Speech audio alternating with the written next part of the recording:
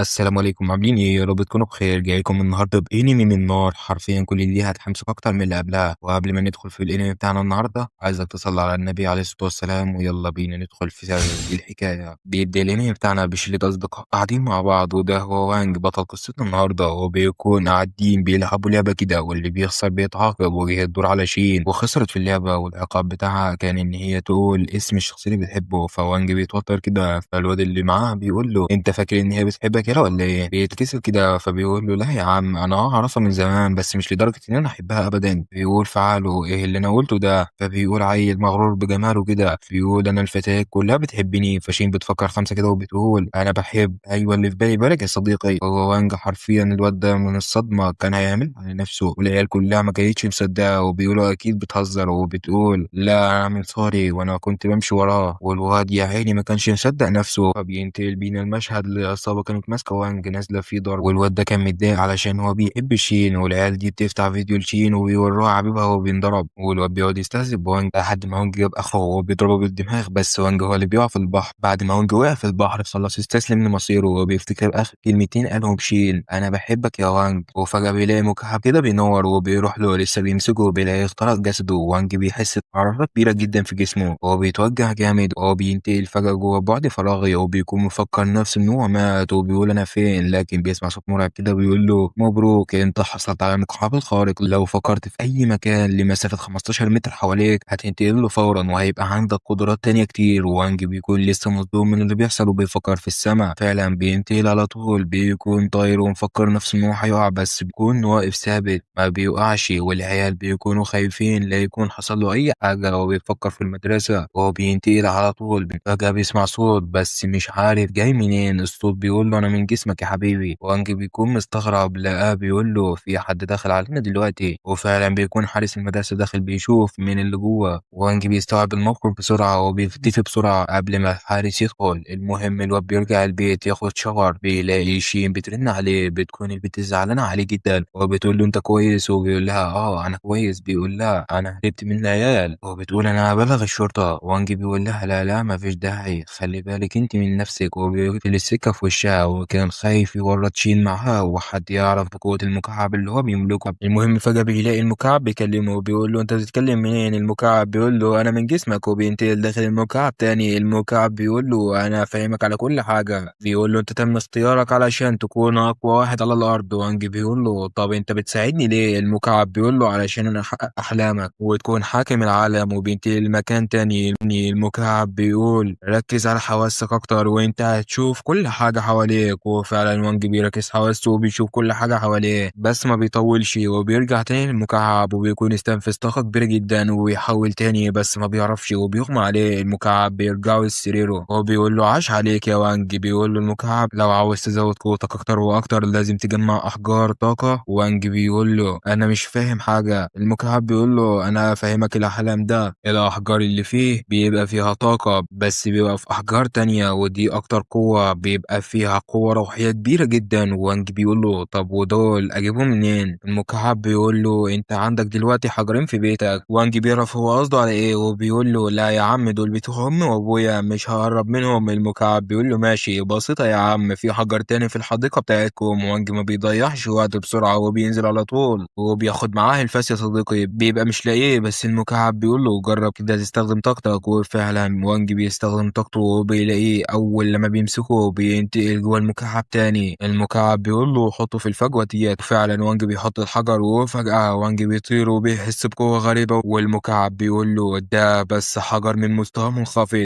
فالمهم يا صديقي وانج بينتقل لبيته وبيصحى علشان يروح الفصل بتاعه. شين بتقرب منه وبتزعله علشان قفل السكة في وشها امبارح، وبيتأسف لها والأمور بتمشي عسل على قشطة. بعدها بقى بيلاقي سون وعصابته داخلين الفصل وضربوا واحد. وسون بيسأل على وانج. وانج بقى كان مخبي راسه ورا الكتاب على أساس يعني إن سون مش هيشوفه، بس سون شافه وراح علشان يضربه. بس شين وقفته علشان تدافع عنه، بس سون قعد يستهزئ بوانج وبيقول عليه جبان. شين بتقول له لا وانج مش جبان ولا أي حاجة، وانج راجل يلا. وانج جاب آخره بقى وبيقول لشين ما تشغليش بالك انت، أنا اللي هتعامل معاه. سون بيتضايق من كلامه وبيقول له انت ازاي تتجرأ تقول كده. وانج بيمسكه من ايده جامد، وسون بيستغرب من القوة الرهيبة ديت. وانج وانج بيقول له انا مش عايز اشوفك هنا تاني. سون بيقول تمام، انا هستناك النهارده في ملعب السله الساعه 5 لو مش عايز تورط شين معانا. وبعدين مشي، وشين بتقول له كان بيقول ايه؟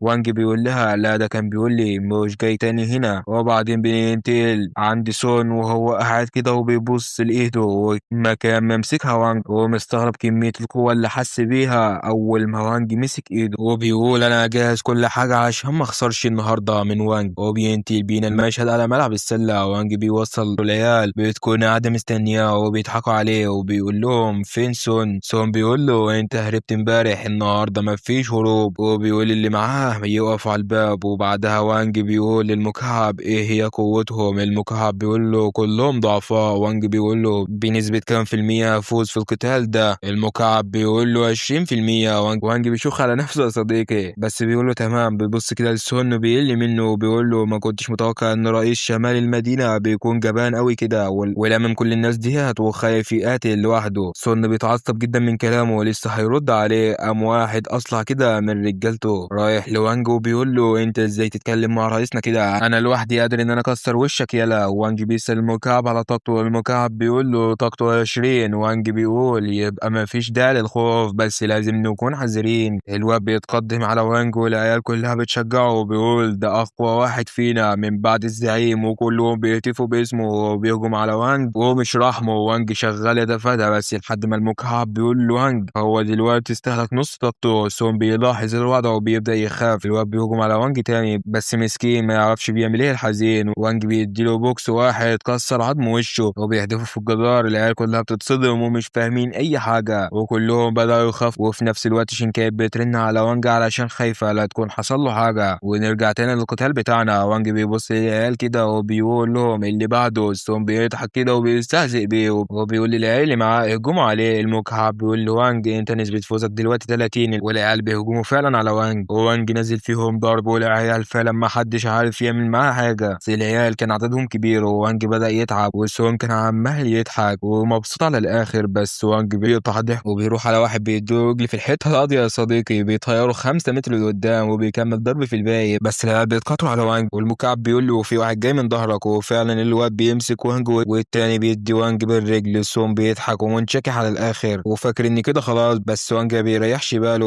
وبيقوم تاني بيمسك واحد منهم كده من رجله وبيركبه المرجحة عايز المشاهد وبيحدفه على سون. الواد دخل على سون بدماغه يا صديقي وسون لسه بيقوم وبيفتح عينه. وانج خلص على رجالته وبيقول ده اكيد مش بشري عادي. وانج بيتقدم عليه بكل غضب وسون كان هيعملها على نفسه. المكعب بيقول له وانج بيقول له خلاص انت طاقتك خلصت ومش هتقدر تكمل. وانج بيقول له لا حتى لو طاقتي خلصت انا اكسره. ولسه هيضربه بس هي عصابة داخلة عليهم وكانوا عايزين يغدروا بسون، وعلشان بينهم وبين سون عداوة سون مش بيبقى عارف يعمل ايه. بس وانج بيقول لهم كلام بيضايقهم. زعيم العصابة بيقول لرجالته هجوموا عليهم. المكعب بيقول لوانج انت صحتك مش كويسة وبيقترح عليه الانسحاب. العيال بيهجموا على وانج ووانج بيجري منهم. المكعب بيقول له على فكرة وبيختفي من قدام العيال علشان يعملها. هو بيروح قدام وحدة الكهرباء وبيطفي النور والنور فعلا بينطفي في المكان كله. والعيال بتبقى مستغربة ووانج بيستخدم قوته تاني وهو بيروح قدام القائد بتاعهم. القائد لسه هينصدم. وانج بيكون خلص عليهم وعلى رجالته والواد ده بقى راح شغل الكهرباء